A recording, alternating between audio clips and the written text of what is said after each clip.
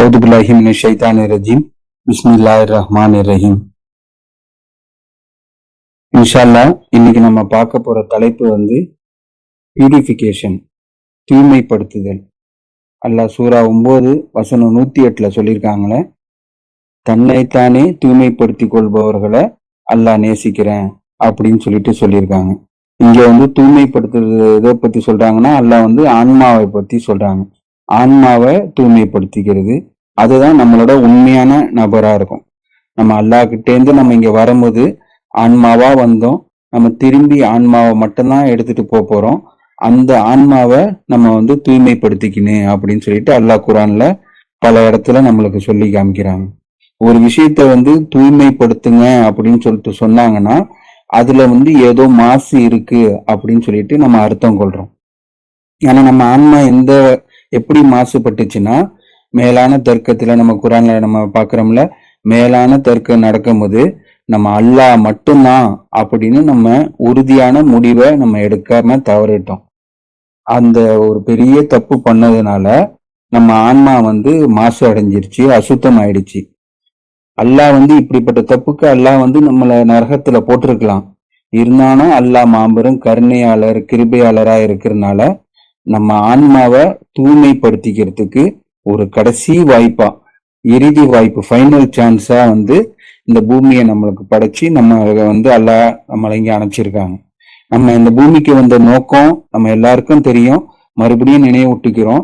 நம்ம மத்த விஷயத்துக்காக நம்ம பொருளாதாரமோ இல்ல உலக விஷயத்துக்காக நம்ம பெருக்கிக்கிறதுக்கு நம்ம வரல. நம்ம ஆன்மாவை மீட்டுக்கிட்டு அல்லாஹ்வோட சாம்ராஜ்யத்துக்கு போறதுக்கு உள்ள கடைசி வாய்ப்பா இருக்கு. அல்லாஹ் ஒவ்வொரு ஆளுக்கும் ஒரு காலம் நிர்ணயிச்சிருக்காங்க. அந்த காலத்துக்குள்ள நம்ம ஆன்மாவை நம்ம மீட்டிக்கணும். அதுக்கு அல்லாஹ் பல வகையில நம்மளுக்கு உதவி பண்றாங்க. எப்படின்னா அல்லாஹ் நம்மளுக்கு வேதத்தை கொடுக்குறாங்க, நபிமார்களை கொடுக்குறாங்க. அந்த மாதிரி எல்லாத்தையும் கொடுத்து அது நம்ம ஆன்மாவை மீட்டிக்கிறதுக்கு அல்லாஹ் நம்மளுக்கு இப்படிப்பட்ட வழிகாட்டுதலை நம்மளுக்கு தராங்க. அதுக்கப்புறம் காட் இஸ் ரன்னிங் எவ்ரிதிங். அல்லாஹ் தான் எல்லாத்தையும் நடத்துறாங்க, அல்லாஹ் தான் எல்லாத்தையும் இயக்குறாங்க, அல்லாஹ் மட்டும்தான் நம்மளுக்கு வழங்குறாங்க இப்படின்னு நம்ம நம்பிக்கை கொண்டு இருக்கோம். அந்த நம்பிக்கை உதட்டளவுல இல்லாம நம்ம ரியல் லைஃப்ல அந்த சுச்சுவேஷனை வரும்போது நம்ம எப்படி இருக்கோம் அப்படின்னு சொல்லிட்டு நம்ம சரி பார்த்துக்கிட்டு அதை நம்ம தூய்மைப்படுத்திக்கணும். ஏன்னா நம்ம முன்னாடி சொன்ன மாதிரி நம்ம ஆன்மா அசுத்தம் ஆனதுக்கே காரணம் என்னன்னா அல்லாஹ் மட்டும்னு நம்ம உறுதியான முடிவு எடுக்கல. இங்க அதே நம்ம நிலைமைய நம்ம கண்டினியூ பண்ணிடக்கூடாது. நம்ம திக்கர்லயோ இல்ல உதட்டளவுலயோ நம்ம சொல்றத அதை நம்ம ரியல் லைஃப்ல கொண்டு வரணும். ஃபார் எக்ஸாம்பிள் என்னோட புத்திசாலித்தனத்தால தான் நான் இவ்வளவு பெரிய அச்சீவ்மெண்ட், நான் இவ்வளவு பெரிய பதவியோ இல்லை இவ்வளவு பெரிய செல்வாக்கோ அடைஞ்சேன், இது நான் என்னால சொந்தமா வாழ்ந்துக்க முடியும் அப்படின்னு சொல்றது. இந்த டாக்டர் தான் என் உயிரை காப்பாத்தினாரு, இந்த விஷயம் நடந்துச்சுன்னா, இந்த பிசினஸ் டீல் முடிஞ்சிருச்சுன்னா என் லைஃப் செட்டில் ஆயிடும். அந்த மாதிரி நம்ம ஒரு அல்லாவை சார்ந்துராம உலக விஷயத்துல நம்ம முழு நம்பிக்கை வச்சிடக்கூடாது. கிட்டத்தட்ட நம்பிக்கையாளர்களும் இப்படிதான் சொல்லுவாங்க. இப்ப நம்ம சொன்ன மாதிரிதான் நம்பிக்கையாளர்னு சொல்லுவாங்க. அதுல அல்லாவை சேர்த்துப்பாங்க. அல்லாவோட அருளால, அல்லாஹ் எனக்கு கொடுத்த புத்திசாலித்தனத்தால அல்லாஹ் எனக்கு இது கொடுத்தாங்க.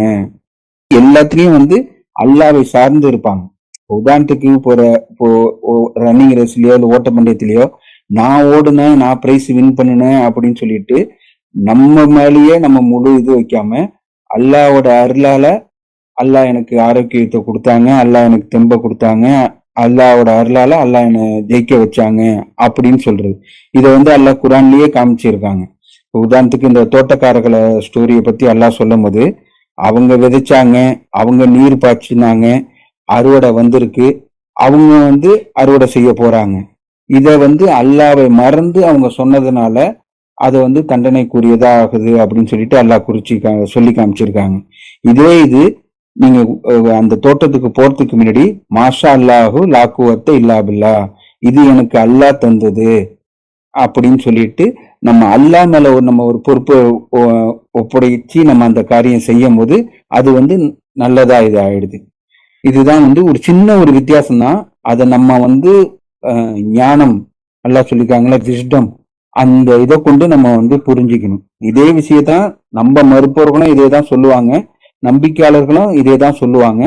அதுல ஒரு சின்ன வேறுபாடு இருந்தாலும் ஒரு பெரிய விஷயம் என்னன்னா, அவங்க அல்லாவை சார்ந்து அந்த விஷயத்த சொல்லுவாங்க. அல்லாவோட அருளால நான் இந்த எக்ஸாம்ல நான் பாஸ் பண்ணிட்டேன், அல்லாவோட அருளால இந்த பிசினஸ் சக்சஸ் ஆகி அல்லாஹ் எனக்கு இவ்வளோ வருமானத்தை கொடுத்தாங்க, அல்லாவோட அருளால இந்த போட்டியில நான் வின் பண்ணேன் அப்படின்னு சொல்லிட்டு அல்லாவை சார்ந்து சொல்லுவாங்க. இது ஒரு சின்ன வித்தியாசம் இருந்தாலும் இது வந்து ஒரு பெரிய, நம்ம அல்லாவை சார்ந்துராம வேற இதுக்கு வந்து சக்தி இருக்கு அப்படின்னு சொல்லிட்டு நம்ம நம்பிட்டா அதுதான் வந்து இணை வைப்பு.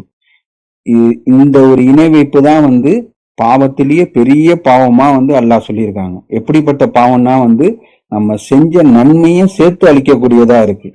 இந்த மாதிரி விடுது வந்து மற்ற பாவத்துக்கு எந்த பாவத்துக்கும் அல்லாஹ் வந்து குறிப்பிட்டு சொல்லல. அவ்வளவு பெரிய பெரிய கொடூரமான விஷயமா வந்து ஐடல் ஒர்ஷிப்பா இருக்கு. நம்ம வந்து பொருள் மேலேயோ இல்ல நம்மளோட பிசினஸ் மேலேயோ இல்ல நம்ம பிள்ளைங்கள் மேலேயோ நம்ம அத்தா மேலேயோ இல்ல நம்மளோட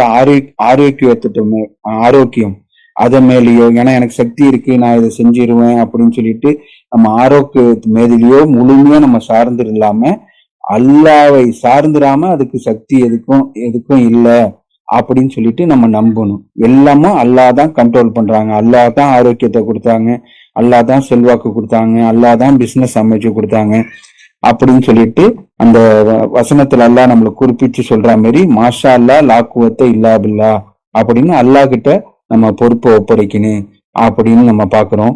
அதுக்கப்புறம் குரான்ல பல வசனத்துல, ஃபார் எக்ஸாம்பிள் சூரா 3 வசனம் 164 ஒரு தூய்மைப்படுத்துறதுக்காக வேதத்தையும் தூதரையும் அல்லாஹ் அனுப்புன அப்படின்னு சொல்லியிருக்காங்க. அவுது பில்லாஹி மினஷ் ஷைத்தானிர் ரஜீம், பிஸ்மில்லாஹிர் ரஹ்மானிர் ரஹீம்.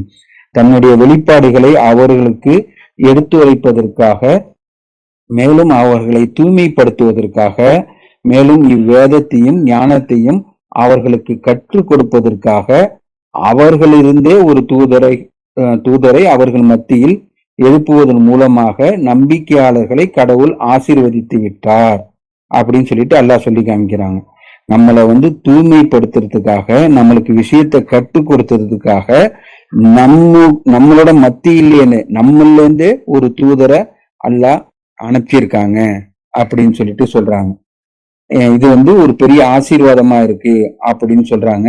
இதற்கு முன்னர வந்து நீங்க முற்றிலும் வழி தவறி இருந்தாங்க அப்படின்னு அல்லாஹ் சொல்லியிருக்காங்க. இது அல்லாவோட ஒரு பெரிய கருணையா இருக்கு. அல்லாஹ் நம்மளுக்கு வந்து ஆன்மாவை தூய்மைப்படுத்திங்கன்னு சொல்லிட்டு ஜஸ்ட் வந்து நீங்க நம்ம அனுப்பிச்சிடாம நம்மளை அனுப்பிச்சிட்டு அதுக்கு வழிகாட்டுதலா, இந்த கலங்கர விளக்குன்னு சொல்லிட்டு அல்லாஹ் வேதத்தை குறிப்பிட்டு சொல்றாங்கல்ல, அந்த மாதிரி வந்து நம்மளுக்கு ஒரு வழிகாட்டுதலா வேதத்தையும் அனுப்பிச்சு அந்த வேதத்தை எடுத்து சொல்றதுக்கு தூதர்களையும் அனுப்பிச்சு இதுக்கு அடிஷனலா வந்து அந்த அந்த வேதம் வந்து அல்லாஹ்கிட்டதான் வந்துச்சுன்னு உறுதிப்படுத்துறதுக்கு சான்றையும் அனுப்பிச்சு இவ்வளவு விஷயத்த அல்லாஹ் நம்மளுக்கு ரொம்ப எளிதாக்கியிருக்காங்க. இதுக்கப்புறம் நம்ம வந்து நம்ம ஆன்மாவை வந்து அசுத்தமான விஷயம் செய்யாம தூய்மையான விஷயத்துல செய்யணும் அப்படின்னு சொல்லிட்டு சொல்லியிருக்காங்க. இதுல வேதத்தையும் தூதரையும் அல்லாஹ் வந்து சொல்லியிருக்காங்க. இப்போ வந்து நம்மளுக்குள்ள ஒரு மத்தியில வந்து ஒரு பெரிய கொஸ்டின் எதுனா வந்து எது வேதம் எது தூதர் அப்படின்னு உள்ள இதுலயே நிறைய குழப்பமா இருக்கு.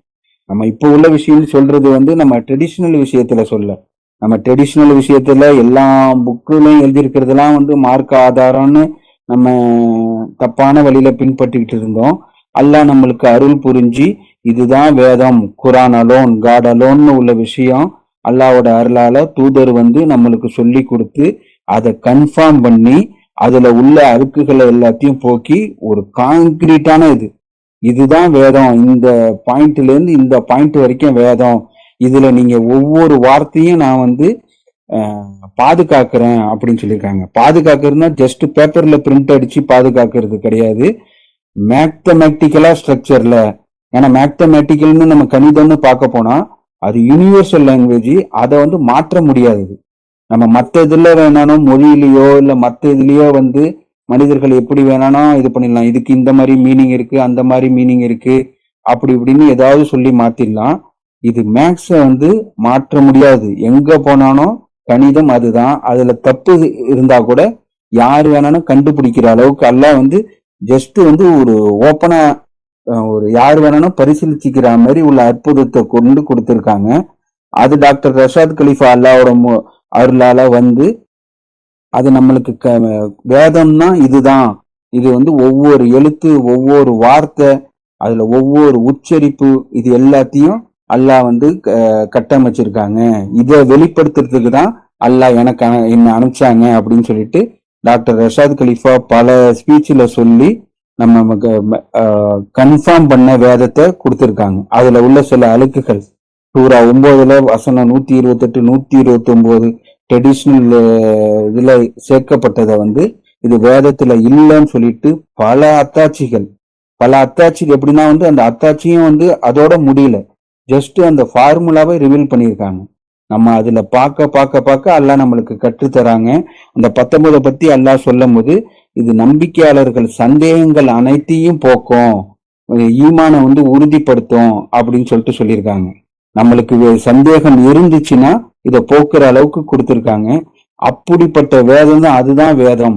அந்த வேதத்தை நம்ம வந்து கைவிட்டுடக்கூடாது. இன்ஷால்லா அடுத்த இதுல நம்ம அடுத்தான் பார்க்க போறோம். அப்படிப்பட்ட வேதத்தை நம்ம கைவிட்டுடக்கூடாது அப்படின்னு. இப்ப எதுக்காக நான் இதை சொல்றேன்னா கொஞ்சம் ஷார்ட்டா நம்ம சொல்லிடுவோம். ஏன்னா நம்ம இதுல இப்ப நான் சொல்ற மாதிரி ட்ரெடிஷ்னல் முஸ்லீம் அந்த ட்ரெடிஷ்னல் இதுல நம்ம இருக்கும்போது தப்பான இதை பின்பற்றி இருந்தோம்.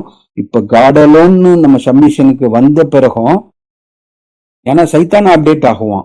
ஏன்னா அல்லாஹ்கிட்டேருந்து வந்து பர்மிஷனை வாங்கி வச்சிருக்கனால நம்ம இன்னும் ஏஐ இதோட அட்வான்ஸ் கம்ப்யூட்டர் அந்த மாதிரி போனா கூட சைத்தான அதே மாதிரி அட்வான்ஸா அவனும் அப்டேட் பண்ணிக்கிட்டு தான் வரான். உதாரணத்துக்கு இப்ப ஏஐல பார்க்க போனா அந்த ஏஐ வச்சுக்கிட்டு நம்ம ஆர்டிபிஷியல் இன்டெலிஜென்ட்டை வச்சுக்கிட்டு நம்ம நல்லதான் கத்துக்க முடியுது. அதே வகையில வந்து அது மூலியமா நிறைய பேர் ஒரு தப்பான விஷயத்தையும் செய்யறாங்க. அதனால வந்து சைத்தானும் அப்டேட் ஆகிக்கிட்டே வருவான். இப்ப நம்ம காடலோன் குரான் அலோன்னு வந்த பிறகு இதுலயும் வந்து சைத்தான் அப்டேட் ஆகிட்டு வந்துட்டு சைத்தானோட ஃபார்முலா இருக்குல்ல அந்த இது அதேதான். சைத்தானுக்கு வேற இது எதுவுமே தெரியாது. அவனோட கொடுத்துருக்கிறது வந்து ரொம்ப ரொம்ப லிமிட்டட் இதே தான். எதுனா வந்து வேதத்திலேருந்து மக்களை திருப்புறது. ஏன்னா ட்ராக்கையே மாற்றி விட்டுட்டா அவங்களே வழிகட்டுக்கு போயிடுவாங்க. நம்ம அவங்க போடையே நம்ம ஒண்ணுன்னா செய்ய தேவையில்ல.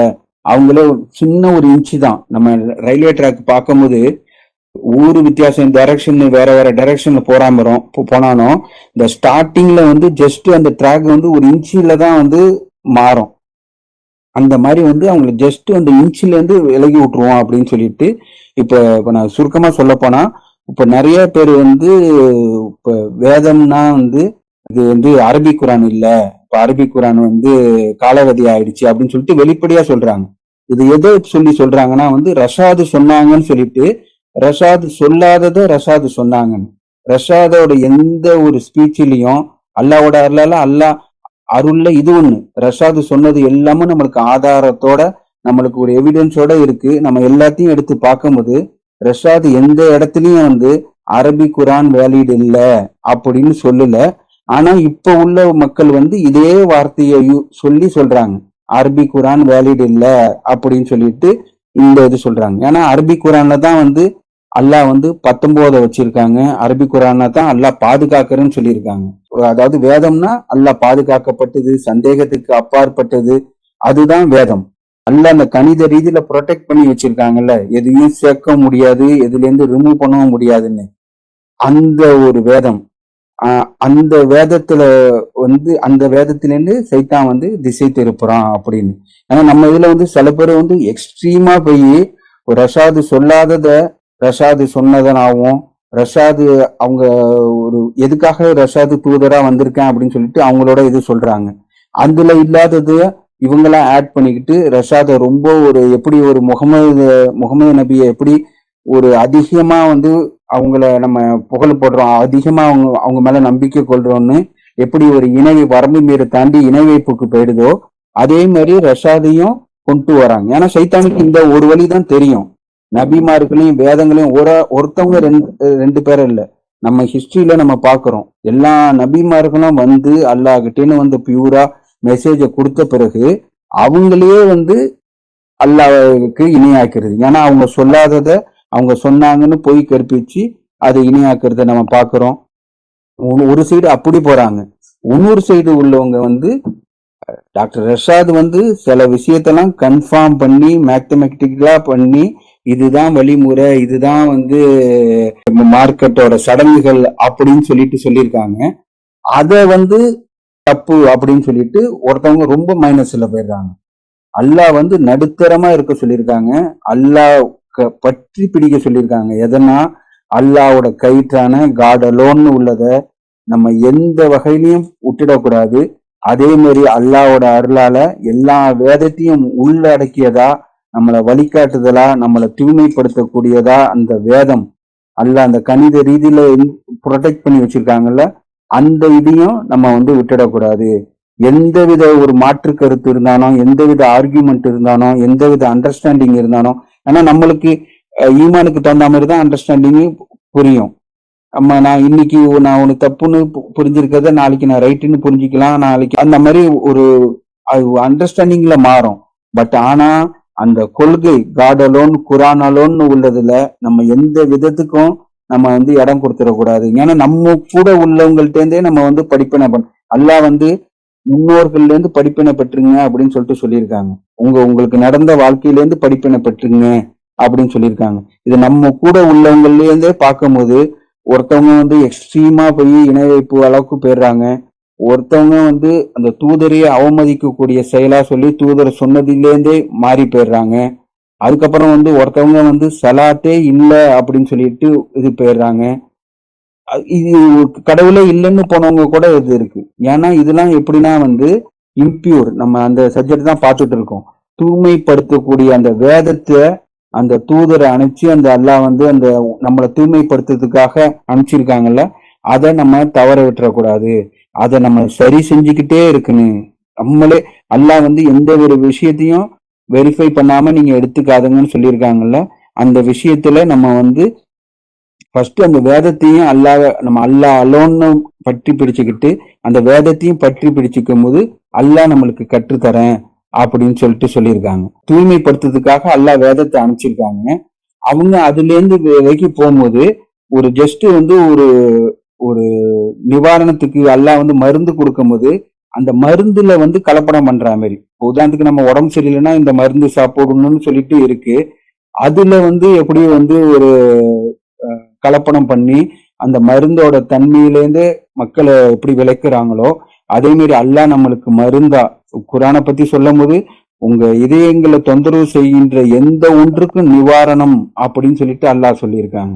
அந்த இதுல இருந்து மக்களை வந்து திசை திருப்பு டூப்ளிகேட் ஒரு மருந்தை கொடுக்குற மாதிரி மக்களையும் திசை திருப்புறது. இதுக்கு முன்னாடி வந்து யாரோ சொல்லி முகமது நபி சொன்னாங்கன்னு சொன்னதெல்லாம் நம்ம வந்து முகமது நபி சொன்னாங்களான்னு சொல்லிட்டு வெரிஃபை பண்ணாமலே நம்ம வந்து பின்பற்றிக்கிட்டு இருந்தோம். அதே தப்ப நம்ம இப்பயும் கண்டினியூ பண்ணக்கூடாது. ரஷாது நம்ம ஒரு இன்ஃபர்மேஷன் சொன்னாங்கன்னா அதை ரஷாது சொல்லியிருக்காங்களா, எந்த அடிப்படையில சொல்லியிருக்காங்க அப்படின்னு சொல்லிட்டு அதை நம்ம இப்போ இது பண்ணிக்கின்னு ரஷாதோட ஃபைனல் கான்ஃபரன்ஸ், அதாவது ரஷாது இறந்து போறதுக்கும் ஜஸ்ட் ஒரு சில மாதங்களுக்கு முன்னாடி உள்ள கான்ஃபரன்ஸ்ல ரஷாது ஒரு வேர்டு சொல்லியிருப்பாங்க. நம்மளோட பிரின்சிபல் வந்து வெரி வெரி சிம்பிள், ரொம்ப ஈஸியான பிரின்சிபல். என்ன பிரின்சிபல்னா, குரான்ல இருந்துச்சுன்னா நான் ஏத்துப்பேன், குரான்ல இல்லைன்னா அது நான் மார்க் ஆதாரமா எடுத்துக்க மாட்டேன். டாக்டர் ரஷாதோட மெசேஜ் ஒரு லைன்ல சொல்லணும்னா இதுதான், குரான் அலோன் காட் அலோன். இதுல வந்து குரான்ல இருந்துச்சுன்னா அதை நான் மார்க்கத்தோட ரிலீஜியஸோட பிரின்சிபலா எடுத்துப்பேன். குரான்ல இல்லைன்னா நான் எடுத்துக்க மாட்டேன். அது யாரு சொல்லியிருந்தாலும் பொருட்டல்ல அப்படின்னு சொல்லிட்டு டாக்டர் ரஷாத் சொல்லியிருக்காங்க. இதை நம்ம பார்க்கிறோம். அதனால அப்படிப்பட்ட குரானை வந்து நம்ம வந்து விட்டுடக்கூடாது. ஏன்னா இப்ப நடைமுறையில உள்ளதுல நம்ம பாக்குறோம், குடும்ப பிரச்சனை உள்ளதுல, அதாவது குடும்ப பிரச்சனைனா குடும்பத்துல ஒரு சூழ்நிலை இருக்கும்போது அதுக்கு அல்லாஹ் தீர்வா ஒண்ணு சொல்லியிருக்காங்க, சில சட்டங்களை சொல்லியிருக்காங்க. அந்த வசனம் எல்லாருக்கும் நம்ம படிச்ச வசனம் தான். அந்த படிச்ச வசனத்தை சொல்லிட்டு அந்த கருத்தோட இவங்களோட கருத்தையும் சேர்ந்து சொல்லிடுறாங்க. இது இந்த சூழ்நிலை எல்லாம் நம்மளுக்கு எதுக்கு அமைச்சு கொடுத்துருக்காங்கன்னா ஒரு டெஸ்ட்டுக்காக, சோதனை இருக்கு அப்படின்னு சொல்லியிருக்காங்க. அந்த சோதனையில அல்லாவோட வேதத்தை மட்டும் ஒப்பிடாம மற்றவங்களோட அவங்களோட கருத்தை வந்து மார்க்கமா ஒப்பிடும் போதுதான் அது வந்து இம்பியூரிட்டி ஆகுது, தூய்மையற்றதா ஆகுது அப்படின்னு நம்ம பாக்குறோம். ஏன்னா வந்து நம்பிக்கை கொண்டவருக்கு நிவாரணம் கருணையுமாக இந்த வேதத்தை, அதாவது இந்த குரானை இறக்கி அனுப்பியிருக்கின்றோம் அப்படின்னு அல்லாஹ் சொல்லியிருக்காங்க. அதுக்கப்புறம் இதுதான் நம்மளுக்கு இன்னைக்கு நம்ம பார்க்க போறதுல ரொம்ப ஒரு முக்கியமான இது. இந்த வசனத்தை நானும் நிறைய வாட்டி படிச்சிருக்கேன். இந்த அளவுக்கு அல்லாஹ் ஒரு டீப்பா சொல்லியிருக்காங்கன்னு இதுக்கு ப்ரிப்பேர் பண்ணும் போதுதான் புரிய வருது. அதாவது வந்து யாரு வேதத்தின் உள்ள அல்லாஹ்வோட வெளிப்பாடுகளை மறைக்கிறாங்களோ அவங்களுக்கு வந்து அல்லாஹ் வந்து 8 வகையான தண்டனை வந்து லிஸ்ட் போட்டு சொல்றாங்க. அதாவது சூரா 2ல வசனம் 174 இருந்து 176 வரைக்கும் இந்த 3 வசனத்திலையும் அல்லாஹ் அந்த அந்த ஒரு மேட்டரை சொல்லிட்டு இத பண்றவங்களுக்கு இவ்வளவு பெரிய தண்டனை இருக்கு அப்படின்னு சொல்லிட்டு சொல்றாங்க. அது இன்ஷால்லா ஒன்னொன்னா பார்ப்போம். அவுது பில்லாஹி மினஷ் ஷைத்தானிர் ரஜீம். பிஸ்மில்லாஹிர் ரஹ்மானிர் ரஹீம். சூரா 2 வசனம் 174 இருந்து 76 வரைக்கும். மலிவான பொருளாதார லாபங்களுக்காக வேதத்தின் உள்ள கடவுளின் வெளிப்பாடுகளை மறைக்கின்றவர்கள், கடவுளின் வெளிப்பாடுகளை மறைக்கின்றவங்க. மறைக்கிறதுனா வந்து அதுக்கு அல்லாஹ்வோட வெளிப்பாடுகளிலிருந்து திசை திருப்பது. அதுக்கு பல வகை இருக்கு. இப்போ சிம்பிள் எக்ஸாம்பிள் சொல்றதுன்னா, அல்லாஹ்வோட வெளிப்பாடுக்கு பக்கத்துல வேற விஷயத்த ஹியூமன் மேடு இதை வந்து வச்சுட்டா அது வந்து அல்லாஹ்வோட வெளிப்பாடு ஆட்டோமேட்டிக்கா மறைஞ்சு போயிடுது. அந்த மாதிரி நம்ம பொருள் கொள்றோம். அந்த வசனத்தை படிக்கிறேன். அவுது பில்லாஹி மினஷ் ஷைத்தானிர் பிஸ்மில்லாஹிர் ரஹ்மானிர் ரஹீம். மலிவான பொருளாதாரங்கள் லாபங்களுக்காக வேதத்தின் உள்ள கடவுளின் வெளிப்பாடுகளை மறைக்கின்றவர்கள். ஃபர்ஸ்ட் பாயிண்ட் வந்து தங்களுடைய வயிற்றுக்குள் நெருப்பை தவிர எதுவும் உண்ணுவதில்லை. இது வந்து அல்லாஹ் ஃபர்ஸ்ட் தண்டனையா அவங்க நெருப்பை உண்ணுறாங்க அப்படின்னு சொல்லியிருக்காங்க. 2வது தண்டனை, உயிர்த்தெழுப்பப்படும் நாளில் கடவுள் அவர்களிடம் பேச மாட்டார். உயிர்த்தெழுப்பப்படும் நாள்ல பேச மாட்டேன் அப்படின்னு சொல்லியிருக்காங்க. 3வது தண்டனை, அவர்களை தூய்மைப்படுத்த மாட்டார். இதுதான் இன்னைக்கு நம்ம பார்த்துக்கிட்டு இருக்கிற சப்ஜெக்ட். இப்படிப்பட்டவங்களை வந்து அல்லாஹ் வந்து தூய்மைப்படுத்த மாட்டேன் அப்படின்னு சொல்லியிருக்காங்க. தூய்மை அடைகிறதுக்கு என்னென்னு அல்லாஹ் சொல்லியிருக்காங்க. கண்ணு, காது, மூளை இதை சிந்திச்சு நல்லதை பின்பற்றுங்கன்னு சொல்லியிருக்காங்க. இத மறுக்கிறவங்க, அதாவது இந்த வேதத்தை மறுக்கிறவங்களுக்கு திரையிட்டுறன்னு சொல்லிட்டு அல்லாஹ் இதே 3 இதை சொல்லி, கண்ணுல திரையிட்டுருவேன், காதுல திரையிட்டுருவேன், சிந்தனையில திரையிட்டுருவேன்னு சொல்லியிருக்காங்க. அவங்கள தூய்மைப்படுத்த மாட்டேன் அப்படின்னு அல்லாஹ் சொல்லியிருக்காங்க. இது 3வது பாயிண்ட். 4வது தண்டனையா வந்து வலி நின்ற தண்டனைக்கு அவர்கள் உள்ளாகி விட்டனர் அப்படின்னு 4வது இது. 5வது தண்டனையா வழிகாட்டலுக்கு பதிலாக வழி தவறுதலையும், 6வது வந்து மன்னிப்புக்கு பதிலாக தண்டனையும் தேர்ந்தெடுத்து கொண்டனர். அவங்க கையாலேயே அவங்க வந்து மன்னிப்புக்கு பதிலா தண்டனையும், வழிகாட்டுதலுக்கு பதிலா வழி தவறுதலையும் அவங்க வந்து அல்லாஹ்வோட வசனத்தை வந்து மறைக்கிறதுனால இந்த தண்டனைக்கு உள்ளாகிட்டாங்க அப்படின்னு சொல்றாங்க. 7வது வந்து அவர்கள் நரகத்தை சகித்து கொள்ள வேண்டி இருக்கும் அப்படின்னு சொல்றாங்க. இது ஏனெனில் கடவுள் இந்த வேதத்தை சத்தியத்தை தாங்கியதாக வெளிப்படுத்தி உள்ளார். இவ்வேதத்தை தர்க்கிக்கின்றவர்கள் தான் மிக தீவிரமான எதிரி அப்படின்னு அல்லாஹ் இந்த 8 பாயிண்ட் வந்து எதுக்காக சொல்லியிருக்காங்கன்னா, வேதத்தில் உள்ள அல்லாஹ்வோட வெளிப்பாடுகளை மறைக்கிறவங்க அப்படின்னு. இது மறைக்கிறதுனா வந்து நம்ம வந்து ஒரு சும்மா கையை வச்சு மறைச்சிக்கிறது அந்த மாதிரி உள்ளது இல்ல. ஒரு நம்ம குடும்பத்துல ஒரு சூழ்நிலை வருது, இந்த சூழ்நிலைக்கு இப்படிதான் அல்லாஹ் ஒரு முடிவு சொல்லியிருக்கும் போது அதை மறைக்கிற மாதிரி இவங்களோட கருத்தையும் சேர்த்து சொல்றது. இதுதான் வந்து வேதத்துல உள்ள விஷயத்த வந்து மறைக்கிறது. எப்படி நம்ம வந்து இத்தனை வருஷமா வந்து இந்த வேதம் நம்மளுக்கு தெரியாம நம்ம மறைஞ்சு இருந்துச்சு. எதை வச்சுன்னா ட்ரெடிஷ்னலா நம்ம ஹதீஸோ இல்ல மற்ற இமாமால்களோ இல்ல பெரிய பெரிய அறிஞர்கள் சொல்றதுதான் வந்து அவங்களோட வார்த்தையை வச்சுக்கிட்டு இந்த வேதம் வந்து நம்மளுக்கு மறைஞ்சு இருந்துச்சு. இப்ப நம்ம காட் அலோன்னு வந்துட்டோம், அல்லாஹ் மட்டும்னு வந்துட்டோம், குரான் மட்டும்னு வந்துட்டோம். இது நம்மளுக்கு வெளிப்படையாயிடுச்சு. அல்லாஹ் கணிதத்தை கொடுத்து சத்தியத்தை கொண்டு அற்புதத்தை கொண்டு சத்தியத்தை வந்து நம்மளுக்கு வந்து இது கொடுத்துருக்கும் போது இதுல இருந்து நம்ம வந்து வெளித்தவர போயிடக்கூடாது. அந்த செய்தியும் அல்லாஹ்கிட்டேன்னு வந்துச்சுதான்னு சொல்லிட்டு அதை உறுதிப்படுத்தியும் அல்லாஹ் தூதர்களை அனுப்பிச்சு நீங்க இப்படிதான் தொழுகணும், இப்படிதான் வந்து நீங்க ஜக்காத்து கொடுக்கணும், இப்படிதான் வந்து நீங்க ஹஜ்ஜி செய்யணும், உங்களோட ஷஹாதத்து இதுதான். ஏன்னா நம்ம வந்து ஒரு பேசிக் நம்ம ஷஹாதத்து கூட நம்ம தெரியாம இருந்தோம். அந்த அளவுக்கு நம்ம வந்து மறைஞ்சு போயிருந்தோம். அந்த வசனத்தை நம்ம நிறைய பேர் நம்ம மனப்பாடமே பண்ணியிருப்போம். பட் ஆனா வந்து நம்மளுக்கு ஷஹாதத்துன்னு கேட்டா வேற எதையோ சொல்லுவோம், இந்த குரான்ல இல்லாதது. நம்ம தொழுகன்னு வந்து குரான்ல இல்லாதது வேற எதையோ சொல்லுவோம். ஒரு ஹஜ்ஜிக்கு நம்ம முன்னாடி நம்ம முன்னோர்கள்லாம் போயிருப்பாங்க. ஹஜ்ஜின்னு சொல்லிட்டு வேற எங்கெங்கயோ போயிட்டு வருவாங்க. அந்த மாதிரி இப்போ எல்லா விஷயத்தையும் அல்லாஹ் வந்து நம்மளுக்கு தூதர்களை அனுப்பி தூய்மைப்படுத்தி இருக்காங்க. இத வந்து கலகப்படுத்துற மாதிரி நம்ம வந்து ஒரு மற்றவர்களோட இதுல இருக்கக்கூடாது. எப்படி இப்ப சைத்தான் வந்து ஒரு அலங்காரமான தோற்றத்துல தான் வருவான், நல்ல ஒரு திறமையா பேசுற மாதிரி தான் வருவான். அதையும் அல்லாஹ் நம்ம சொல்லி காமிக்கிறாங்க. அவங்க தோற்றத்தால நீங்க வந்து மயங்க கூடும், அவங்க வந்து அவங்க பேச்சு திறமையால வந்து உங்களை வந்து மயங்க கூடும்.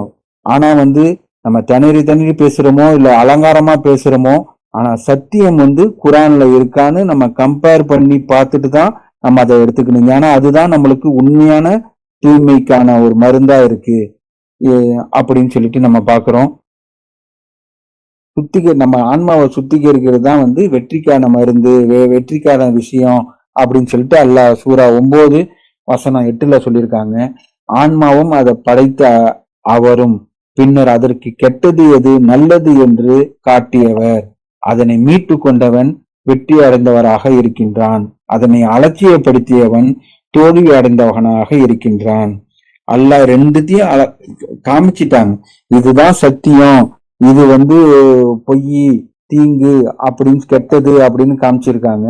நம்ம அதை வந்து சுட்டி காட்டியிருக்காங்க. அதை நம்ம தான் வந்து நம்ம காரியங்கள் மூலியமா அதை நம்ம வந்து வெற்றி அடையணும். நம்ம நல்ல காரியம், நல்ல எண்ணம், நல்ல செயல் சொல்லும் போது நம்ம வந்து ஆன்மா தூய்மை அடையுது. தங்களையே தூய்மைப்படுத்தி கொள்பவர்களை வந்து அல்லாஹ் நேசிக்கிறேன் அப்படின்னு சொல்லியிருக்காங்க. அதனால வந்து நம்ம தூய்மைப்படுத்தக்கூடிய அந்த சூழ்நிலையை நம்ம அமைச்சுக்கணும். இப்ப நம்ம வெப்எக்ஸ்ல வந்திருக்கிறதுக்கே நம்மளோட ஒரு நோக்கம் வந்து நம்மளை தூய்மைப்படுத்தி கொள்றதுதான். அல்லாஹ்வோட விஷயத்த நம்ம கத்துப்போம், குரானை நம்ம கத்துப்போம், அல்லாஹ் கிட்ட இன்னும் நெருங்கி போவோம் அப்படின்னு சொல்லிட்டு நம்ம இந்த மாதிரி நம்ம டைமை நம்ம ஸ்பெண்ட் பண்ணி நம்ம அல்லாஹ்க்காக நம்ம இந்த டைமை நம்ம கொடுத்துருக்குறது. இது அல்லாஹ்வுக்கு ஒரு நேசிக்கிறேன்னு சொல்லியிருக்காங்கல்ல 9:8. இந்த மாதிரி தங்களை தாங்களே தூய்மைப்படுத்தி கொள்றவங்கள அல்லாஹ் வந்து நேசிக்கிறேன் அப்படின்னு சொல்லியிருக்காங்க. ரிவார்ட் ஆஃப் ஃபார் பியூரிஃபிகேஷன், தங்களை தாங்களே தூய்மைப்படுத்தி கொள்பவங்களுக்கு வந்து அல்லாஹ் வந்து 6 பாய்கள் கொண்ட தோட்டங்கள் நிரந்தரமாக வசிப்பிடமாக இருக்கும். நிரந்தரம்னு சொல்லியிருக்காங்க. நம்ம என்னாண்டு சொந்த வீடு கட்டிட்டு இருந்தா கூட அது வந்து நிரந்தரம் இல்லை. இந்த ஒரு விஷயத்த சொல்லி தங்களை தாங்களே நீங்க தூய்மைப்படுத்தி கொண்டாங்கன்னா உங்களுக்கு நிரந்தரமான வந்து உங்களுக்கு ஏதேன் தோட்டத்துல உங்களுக்கு நிரந்தரமான வசிப்பிடம் தரேன், தங்களையே தூய்மை கொடுத்து கொள்பவருக்குரிய வெகுமதி இத்தகையதாகும் அப்படின்னு சொல்லிட்டு அல்லாஹ் தூய்மையை பத்தி சொல்லியிருக்காங்க. அதனால நம்ம நல்ல எண்ணம், நல்ல செயல் அப்படின்னு நம்ம கொண்டு நம்ம அல்லாஹ்வோட வழிகாட்டுதலான குரான் மட்டும் முகமது நபிக்கிட்டேந்து அல்லாஹ் குரானை இறக்கி வச்சு டாக்டர் ரஷாத் மூலியமா கன்ஃபார்ம் பண்ணாங்கல்ல, அந்த குரானை நம்ம பின்பற்றி நம்ம இம்மையிலையும் மறுமையிலையும் வெற்றி அடையத்துக்கு அல்லாஹ் அருள் புரியட்டும். அல்ஹம்துலில்லாஹ். அஸ்ஸலாமு அலைக்கும்.